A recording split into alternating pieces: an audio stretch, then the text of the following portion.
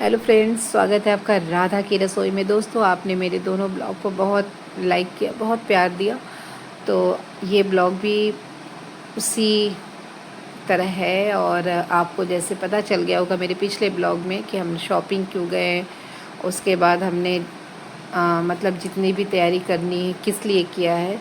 तो चलिए, आज की भी तैयारी उसी पर्पज़ से है। मेरी बेटी जो जा रही है बाहर, तो उसके लिए हमने थोड़ी सी नाश्ता घर में बना के दे रहे हैं, क्योंकि वो बाहर रहेगी तो वो अपना क्या खाएगी, क्या मतलब हर एक माँ को वही चिंता रहती कि उसके बच्चे क्या बाहर खाएंगे। तो हमने फटाफट से 2 दिन पहले सारे ड्राई फ्रूट को काट लिया था, क्योंकि वो ड्राई फ्रूट ऐसे नहीं खाती है। अगर हम उसको लड्डू बना के दे देंगे तो वो अच्छे से 1 लड्डू 2 लड्डू खा लेगी। तो हमने जितने भी ड्राई फ्रूट थे, बादाम, काजू, अखरोट, किशमिश, पोस्ता के दाने, मखाना, गरी, मतलब जितना भी ड्राई फ्रूट मुझे लगा कि उसके हेल्थ के लिए अच्छा है। और ड्राई फ्रूट तो वैसे भी बहुत हेल्थ के लिए अच्छा होता है। तो मैंने सारी चीज़ों को 2 दिन पहले ही काट के रख लिया था कि जैसे मुझे टाइम मिलेगा मैं इसको प्रॉपर फटाफट बना लूँगी। तो मामी आई हुई थी मेरी, तो मैंने उनसे ही बोला था कि मामी, अगर आपको टाइम है तब तक हम खाने की तैयारी कर लेते हैं, और आप ड्राई फ्रूट को बस सारी चीज़ों को फ्राई करके रख देंगी तो हमें आटा भून के बनाने में टाइम नहीं लगेगा। और हमने फटाफट गरी भी रखा था।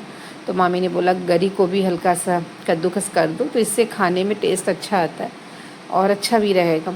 तो मैंने फटाफट गरी को भी कद्दूकस में कर लिया था रोज़। उसके बाद मैंने उसमें अच्छे से, मतलब पोस्ता का दाना बहुत हेल्थ के लिए बेनिफिट होता है, तो मैंने पोस्ता का दाना भी काफ़ी अच्छी क्वांटिटी में डाला था कि उसको कम से कम ये सब चीज़ें उसके बॉडी में जाए। और वो ऐसे नहीं खाती, कम लड्डू के ज़रिए ही खा लेगी वो। तो माँ का जो एक चिंता होता है दोस्तों, वो आपको पता है, वो अपने बच्चों के लिए सोचती क्या क्या चीज़ रख दे, क्या कर दे कि उनको, बच्चों को उनके मतलब बिल्कुल तकलीफ़ ना हो।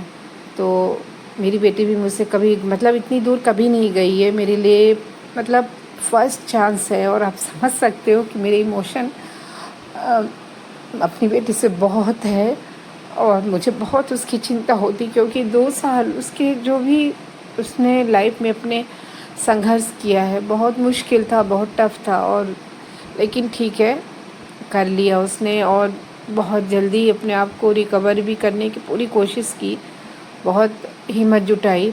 इन 2 सालों में दोस्तों बहुत कुछ हुआ जो आपको भी पता है। और मैंने बहुत सारे ब्लॉग में, वीडियो में, लाइव में भी बताया था कि मेरी बेटी मतलब हेल्थ इशू है और क्या है ये सबको पता है। तो बस इसीलिए थोड़ी सी अब रिकवर हो गई है डॉक्टर की परमिशन से, मतलब सारी चीज़ें अब धीरे धीरे, दवाइयाँ भी उसकी कम हो रही हैं। तो डॉक्टर ने कहा कि अगर आप बिल्कुल अच्छे हो।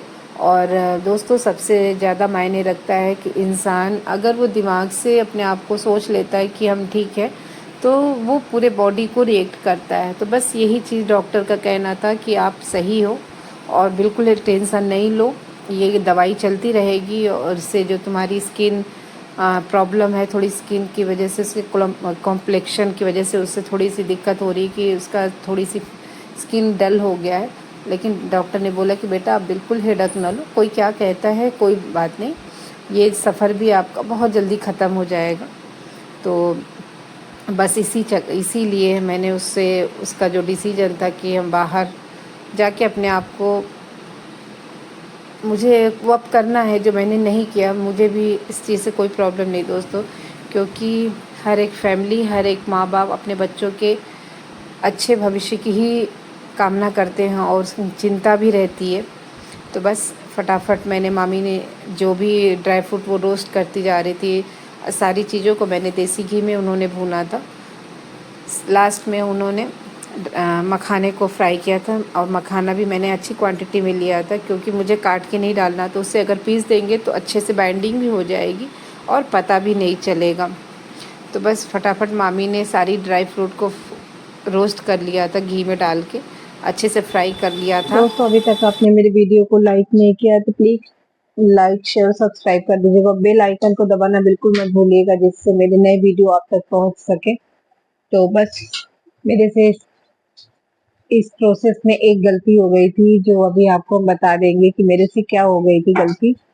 और ये देखिए मखाना भी भुन गया था और हमने इसको पीस लिया है। चीनी भी हमने पीस लिया था लड्डू के लिए। तो गलती मेरे से यही हुई थी, जो आटा भूनना था और ये रहा लड्डू। तो जो घी में मुझे आटा भूनना था वो भून गए थे। इमोशनली थोड़ी सी मुझे बिल्कुल ध्यान नहीं रहा कि आटा को भी जो भून रहे कढ़ाई में उसको भी सूट करना है, तो यही मेरे से गलती हो गई थी। और ये देखिए ये पापड़ी भी बना दिया है और ये रहा पास्ता पापड़ी, जो कि काफी अच्छा बना था। तो सब यही सब चीजें बना रहे थे। और मूंगफली भी हमने रोस्ट किया था, चूड़े वाली नमकीन बनानी थी तो उसके लिए भी हमने मूंगफली एक तरफ कढ़ाई में चढ़ा दिया था कि उसको भून देंगे और उसका जो छिलका है ऊपर से तो वो निकाल लेंगे, क्योंकि ऐसे अच्छा नहीं लगता। तो मूंगफली को हमने धीरे धीरे आंच पे रख दिया था सीखने के लिए। और ये सीख रहा है, तब से हम और भी तैयारियां कर रहे थे थोड़ी जो मसाले में। ये देखिए ये पास्ता बन के बिल्कुल तैयार है और काफी अच्छा बना था ये भी खाने में। तो अगर इन सब की भी रेसिपी चाहिए फ्रेंड्स तो आप कमेंट बॉक्स में जरूर डालिएगा।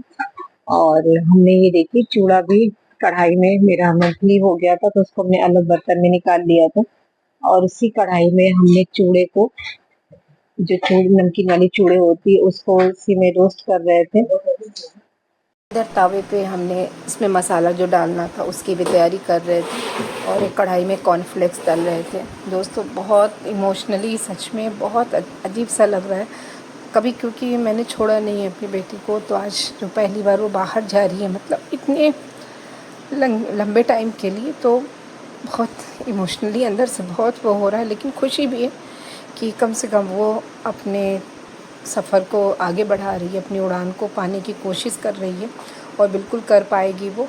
आप लोग अपना आशीर्वाद उसको ज़रूर दीजिएगा कि वो जो सफ़र पे चल रही है वो उसमें कामयाब हो। और ये मेरा नमकीन बन गया था दोस्तों, अगर इसका भी लिंक चाहिए तो आप कमेंट बॉक्स में ज़रूर बताइएगा। चलिए इसी के साथ ये ब्लॉग यहीं ख़त्म हो गया और मिलते हैं नेक्स्ट ब्लॉग में। और बेटी मेरी जाने वाली है तो चलिए उसका भी ब्लॉग आप तक ज़रूर पहुँचेगा। इसी के साथ बाय बाय।